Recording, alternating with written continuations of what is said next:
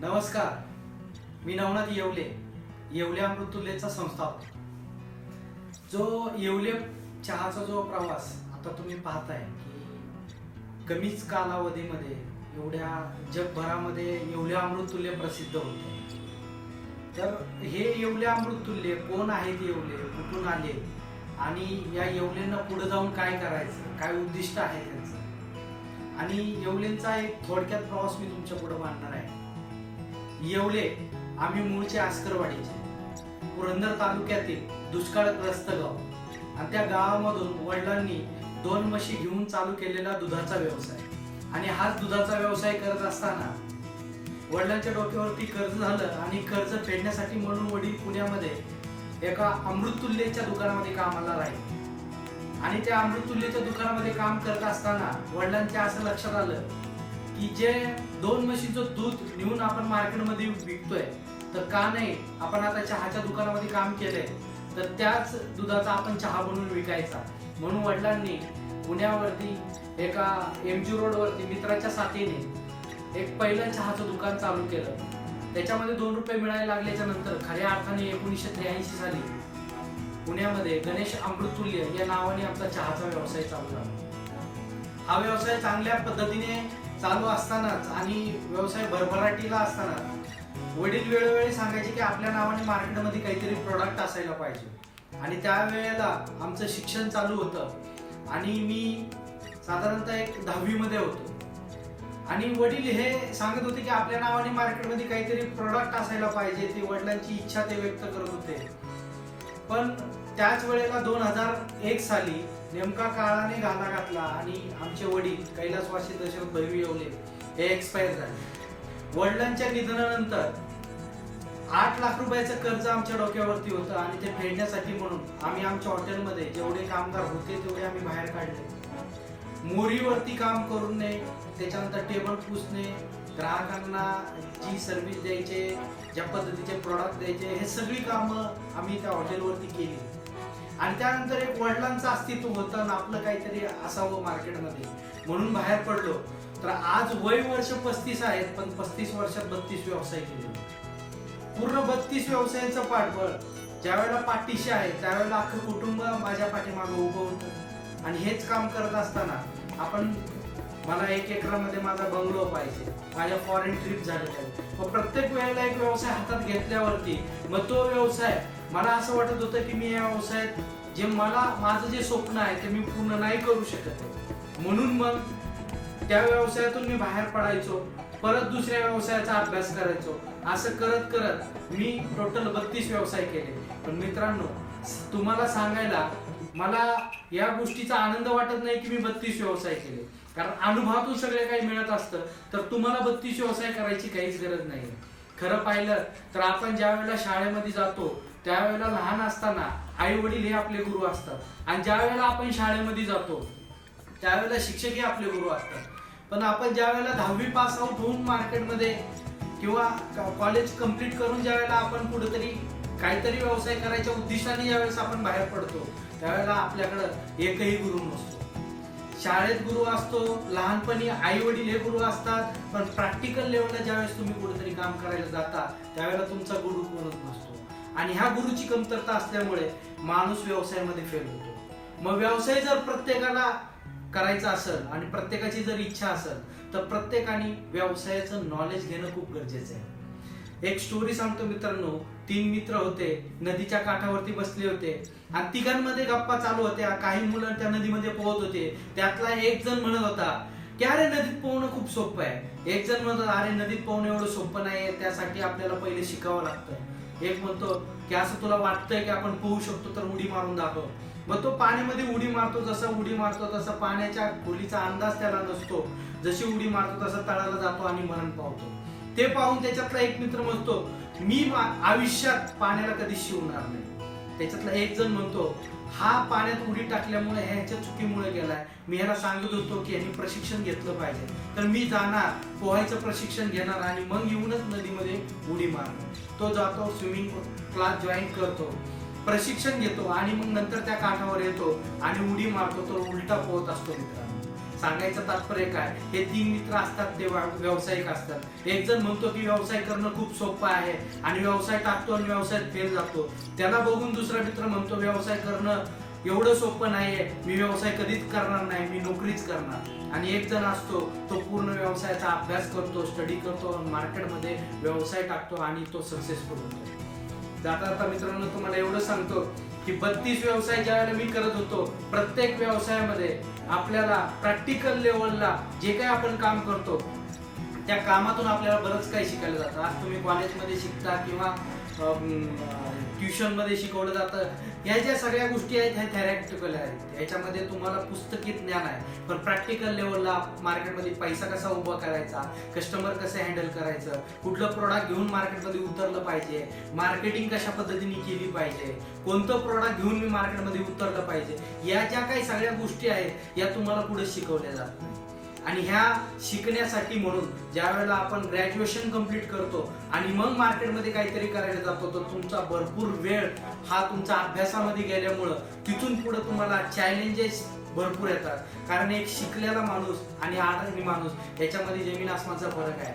उदाहरणार्थ शिकलेला माणूस आणि अडाणी माणूस ज्या वेळेला रस्ता क्रॉस करतोय, त्यावेळेस रस्ता क्रॉस करत असताना शिकलेला माणूस डाव्या साईडनी गाडी येते का उजव्या साईडनी गाडी येते या अभ्यासामध्ये राहतो, आणि अडाणी माणूस सरळ या साईडला हात दाखवतो, या साईडला हात दाखवतो आणि डायरेक्ट आतमध्ये घुसतो. तर हा शिकलेला आणि अडाणी माणसामधला फरक आहे.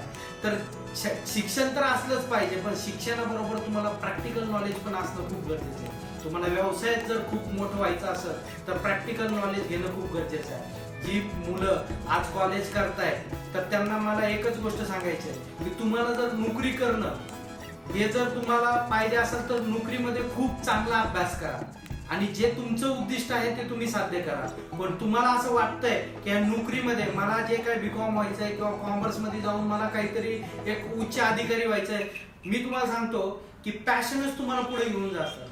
जर तुमचं उद्दिष्ट असेल की मला काहीतरी अधिकारी व्हायचं तर तुम्ही 101% व्हाल, ते तुमचं पॅशन आहे.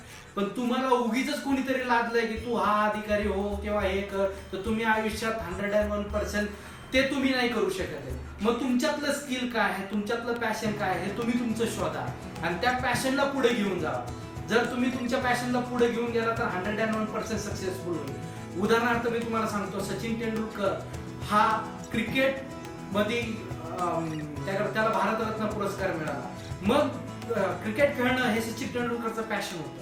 लता मंगेशकरचं पॅशन हे गाणं होतं.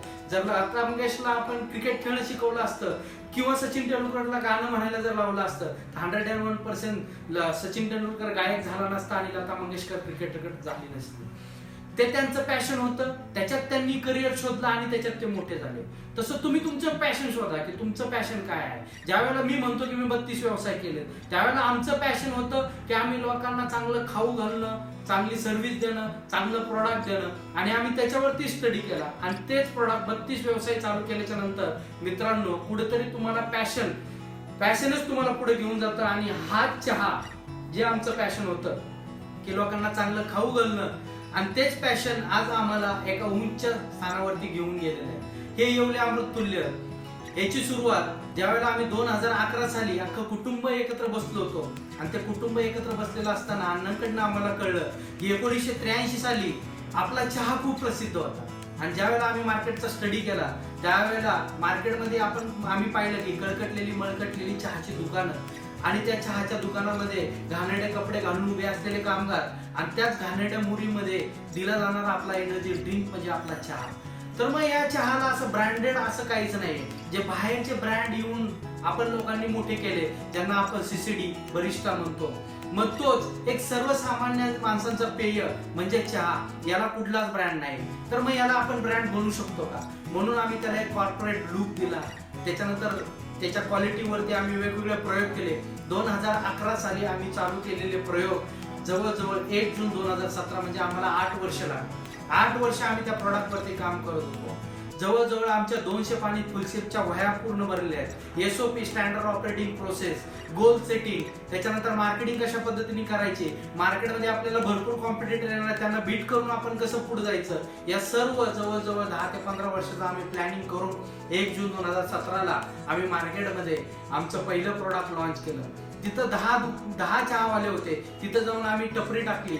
म्हणजे आमचा एक त्या अगोदरचा कंस्ट्रक्शनचा व्यवसाय आणि नंतर टपरीवरती चहा विकणं हे लोकांना पटणारी गोष्ट नाहीये. म्हणून आम्ही 2 महिने कुणाला सांगितलं नाही की आम्ही चहा विकतो. तिथं क्वालिटी टेस्ट केली, लोकांना तो चहा आवडतोय का नाही हे चेक केलं आणि त्यानंतर मग एकदा क्वालिटी टेस्ट झाल्याच्या नंतर पुण्यामध्ये फराज खाण्याच्या इथे दगडूशेठच्या बाजूला 9 फेब्रुवारी 2018ला जे आम्हाला कॉर्पोरेट लुक द्यायचं होतं आम्ही आमच्या आउटलेटला ते लुक दिलं 9 फेब्रुवारी 2018ला. तोपर्यंत आमचा 1 वर्षाचा प्रवास झालेला होता आणि आज जवळजवळ 10 महिन्यामध्ये आज आमच्या 46 शाखा कार्यरत आहेत, 25 शाखांची कामं चालू आहेत आणि हा येवले चहा आम्हाला एक आंतरराष्ट्रीय ब्रँड करायचा आहे. त्यासाठी आम्ही त्याच्यावरती जवळजवळ 10 वर्षाचं प्लॅनिंग केलेलं आहे. एका वर्षामध्ये 100 आउटलेट म्हणजे 9 फेब्रुवारी 2019 पर्यंत आम्हाला 100 आउटलेटचं टार्गेट गाठायचं आहे. त्यासाठी आमच्यापाशी आता 1च महिना राहिलेला आहे. दुसरी गोष्ट 5 वर्षामध्ये 1000 आउटलेट आणि येणाऱ्या पुढील 10 वर्षामध्ये 2500 आउटलेट आम्हाला टाकायचे. हे ज्या वेळेला आम्ही 2500 आउटलेट आणि 1000 आउटलेट ज्या वेळेला म्हणतोय त्यावेळेला आमचं एकमेव उद्दिष्ट आहे जे अब्दुल कलाम बोलून गेले की भारत 2020 साली भारत महासत्ता होणार आहे. तर त्या भारत महासत्ता होत असताना हे प्रत्येक भारतीयाचं ते कर्तव्य आहे आणि तेच कर्तव्य म्हणून भारतामध्ये जास्तीत जास्त रोजगार निर्मिती होऊ या उद्देशाने आम्ही या फ्रँचायझी काढतोय. आणि मित्रांनो, या ज्या फ्रँचायझी आहेत जो गरजवंत माणूस आहे आणि ज्याला लखपती व्हायचं स्वप्न आहे पण मार्ग सापडत नाही की मी काय करू, कुठला व्यवसाय करू, तर त्यासाठी आम्ही या फ्रँचायझी उपलब्ध केलेल्या आहेत. तशा आम्हाला बाहेरून सुद्धा ऑफर होत्या पण फक्त आणि फक्त त्या लोकांसाठी की जे कुठेतरी व्यवसायात येऊन मला पण कुठेतरी एक लखपती व्हायचा चान्स मिळावा त्यासाठी आम्ही झटतोय. दुसरी गोष्ट, ज्या आमच्या एका चहाच्या आउटलेटमध्ये तुम्ही कुठल्याही चहाच्या दुकानामध्ये जा तिथं तुम्हाला 3 ते 4 मुलं काम करताना दिसतील, पण येवल्या अमृततुल्यच्या कुठल्याही दुकानामध्ये जा तुम्हाला जवळजवळ 12 ते 15 लोक काम करताना दिसतील. 12 ते 15 लोक ठेवण्यामागचा एकच उद्देश आहे, जो आम्ही एका माणसाला एक पगार देतो त्या पगारावरती त्याचं अख्खं कुटुंब चालतं. म्हणजे जवळजवळ 12 लोकांना रोजगार दिला तर 40-50 लोक त्या एका आउटलेटवरती जगत असतात. म्हणून जास्तीत जास्त कामगार ठेवून जास्तीत जास्त रोजगार वाढवणे आणि चांगल्यात चांगला चहा कमी किमतीमध्ये हाच चहा जर तुम्ही मार्केटमध्ये पिला तर तुम्हाला 15 ते 20 रुपयाला मिळतो, पण हाच चहा आम्ही 10 रुपयाला एक रिजनेबल प्राइस मध्ये तुम्हाला आम्ही एक कॉर्पोरेट लुक मध्ये ठेवलेला आहे. तर हा तर सर्व प्रवास माझा आहे पण त्याच्यामध्ये माझं पॅशन होतं म्हणून मी इथपर्यंत पोहोचलो. पण तुम्हाला जर तुमच्या जीवनामध्ये जर सक्सेसफुल व्हायचं असेल तर तुम्हाला 101% आपल्यामध्ये काय पॅशन आहे ते पहिले शोधा, त्याच्यावरती अभ्यास करा आणि ज्या मुलांना व्यावसायिक व्हायचंय त्या मुलांनी अभ्यास तर करा पण अभ्यासाबरोबर प्रॅक्टिकल नॉलेज घेण्यासाठी कुठेतरी कामाला राहा. भले तुम्हाला झाडू मारायचं जरी काम मिळालं तरी करा, त्याच्यातून तुम्हाला भरपूर काही शिकायला मिळणार आहे आणि तेच शिक्षण तुमच्या व्यवसायासाठी उपयोगी पडणार आहे. कारण आम्ही जे आमच्या लाईफमध्ये जे काही शिकलो त्याचा आम्हाला या व्यवसायामध्ये आम्हाला जास्त काय उपयोग झालेला नाही, फक्त बेरीज वाजाबाकी सोडून. पण तुम्हाला जर तुमच्या व्यवसायामध्ये सक्सेसफुल व्हायचं असेल तर 101% तुम्हाला प्रॅक्टिकल नॉलेज घेणं गरजेचं आहे. कारण व्यक्ती तितक्या विकृती, जेवढ्या व्यक्ती आहेत प्रत्येकाला आपण कशा पद्धतीने बोलायचं, कशा पद्धतीने त्याला अटेंड करायचं या ज्या काही गोष्टी आहेत तुम्हाला प्रॅक्टिकल लेवलला शिकणं खूप गरजेचं आहे. म्हणून मी पुन्हा एकदा सांगतो की जर तुम्हाला आयुष्यामध्ये सक्सेसफुल व्हायचं असेल तर आपल्या स्वप्नांना सांगा की आपल्या स्वप्नांना कधीच सांगू नका की मला अडचणी किती आहे, पण आपल्या अडचणींना नक्की सांगा की मला एक खूप सकाळी स्वप्न आहे. एवढंच बोलून मी थांबतो आणि पुन्हा एकदा सांगतो, येवले चहा एकदा पिऊन तर पहा. धन्यवाद.